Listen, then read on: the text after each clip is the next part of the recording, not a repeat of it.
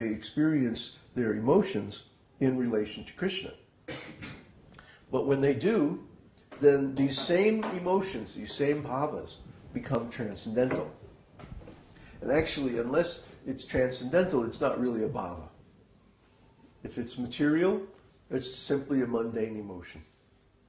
There's nothing very special about it. But as soon as the object of the emotion is Krishna, or things in relation to Krishna, then it becomes a transcendental bhava. So every devotee should know all these bhavas, and everything is discussed in the Nectar of Devotion. All this and much, much more. So Nectar of Devotion is going to be a part of the Bhakti-Vaibhava degree course. When you're ready for Brahmana initiation, then you take the Bhakti-Vaibhava course, and you get, we'll go through Nectar of Devotion. Which reminds me about something. Krishna gave me your name. Yeah. So, anyway, What's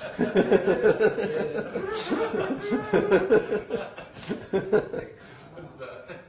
Do we find out today? I don't know. What do you think?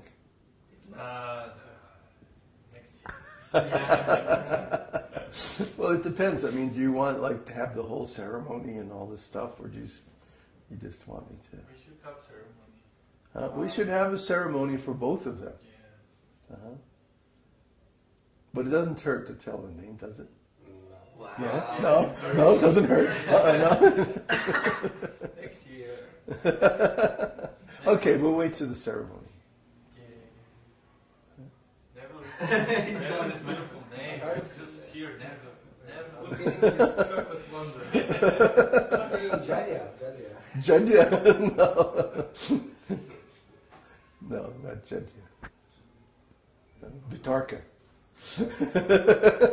No, I'm just kidding. For now, he's gonna faint. Okay, I should tell him, huh? Yeah. Yeah. Nava-yovana das. Jai. Nava-yovana. Huh? Nava-yovana. Vyabhicāri-bhāvas ki Jai. He's like young. Krishna is eternally youthful. Huh? Yeah, so he's known as Nava-yovana. He's always youth. He never gets old.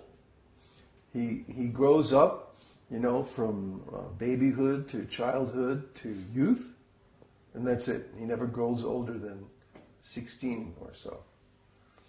So even though he was on this planet for 125 years, he never grew beyond the age of 16. So this is Krishna, Nava-yovana. He's always youthful. And the devotee is always like that too.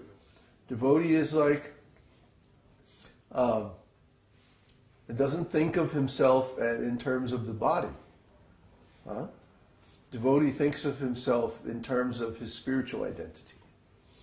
So even though this body, goes through so many changes and things like that, we don't consider that this is me. This is just a tool I'm using to interface with the world and to help people, to do my service. And of course, after becoming self-realized, then one's main service is to help others. And this keeps you young. Srila Prabhupada said, as long as there's preaching, there's life. He also said, when I see any of my books published, I get enthusiastic like a young man. So I can relate to that. When you see your books in print, it's like having a baby or something. What's that? When you see your videos on YouTube. It's not quite the same. It's printed. It's not quite the same. It's like, it's a particular bhava, huh? Author bhava. when you see your book, you know, it's all nicely bound and the colors and everything, and you open it up and there's all these. I read my own books and I go, wow, this is cool. You know, it's like I didn't write those books. Krishna wrote the books. You know, Prabhupada used to say that too. So we don't feel like we are, you know, big experts or big anything. You know, it always astonishes me that devotees accept some of these leaders and gurus, and when you meet them, they're always like big, you know. And you know, like one time we had a Yahoo group on Raganuga Bhakti, and one of the big ISKCON or ex-ISKCON, I think he went over to Sridhar Maharaj's math. One of the big ISKCON sannyasis sent a message. You know, he wanted to post his message on the group, and basically his message was, "You're wrong about this, and you're wrong about that, and you misquoted this, and you misunderstood that," and this whole rant that went on for like 3 pages. So, you know, I wrote him back, well, you know, thanks for your post, but I don't think it's really in the spirit of Raganuga Bhakti. You know, I mean, the whole idea of Raganuga Bhakti is that it's spontaneous. It's new. Nava Yovan. It's new. It's unique and spontaneous with each devotee. It's not going to be by the book. It's not going to be, you know, the same old thing. So whenever a devotee actually has an experience of Raganuga Bhakti, it's going to be something you've never heard about before. You've never read in a book anywhere, or never heard about. Because it's your unique, direct, personal relationship with Krishna. Try to understand this. The scriptures can give us categories of things. They can give us a language in which to talk about spiritual things, like these different bhavas, for example. And this is very helpful. But the scriptures, after all, are only books, and they can't anticipate every possible variation of relationships with Krishna. So the individual spirit soul, when he discovers his direct relationship with Krishna, is going to find something that may be similar to other descriptions of similar devotees, but it's never going to be identical to. I mean, let's use one example that is in the scriptures. Prahlad. Prahlad Maharaj, up until the appearance of Lord Nrsimhadev, he was worshipping Narayan.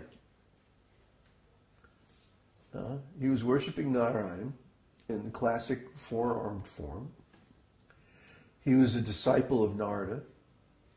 Narada is, you know, transcendental spaceman who travels around and gets everybody in trouble so that Krishna can come and straighten things out. And Narada had instructed him about devotional service in the womb of his mother. So then when the Lord finally appeared, he appeared in this unprecedented form that no one had ever seen before. Half man, half lion. Narahari. Anyway, he appeared in this form, and he was very affectionate with his devotee, Prahlad, indicating that the relationship between Prahlad and Nrsimhadev was as a son to the father. Prahlad was a young boy, 5 years old, and Nrsimhadev, of course, is the Supreme Lord. So Nrsimhadev acted in a very proprietary, very paternal mood towards Prahlad. So that was their relationship. Now, when I realized my relationship with Lord Nrsimhadev is completely different, totally different, but still, it's of the same personality of Godhead, just a different pastime, just a different aspect, just a different lila. And our view of the spiritual world, and the material world for that matter, is that they're virtual realities. Krishna can expand in any number of forms, of any different mood or quality or pastime, to interact with his devotees in a way that's pleasing to both of them.